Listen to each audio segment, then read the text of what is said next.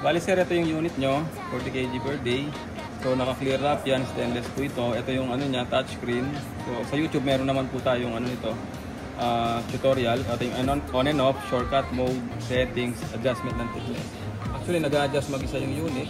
The more the cooler yung water tsaka yung area, more ventilated, mas bibilis yung ice making. Then regular maintenance niya every month. Ito yung every week pala. Every week, ito yun. Nililinis yung filter. Every month naman, binabrush ito, condenser, tapos binabacuum. So, very easy lang yung cleaning niya. Hindi nyo na kailangan ng technician. With regard sa ano naman, sa ice grid.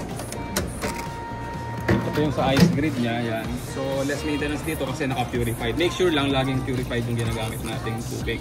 Huwag natin siyang papapasukan ng nawasa.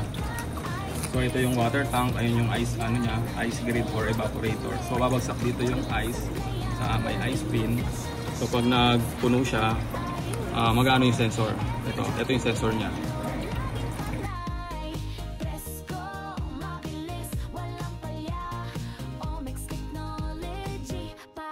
Yo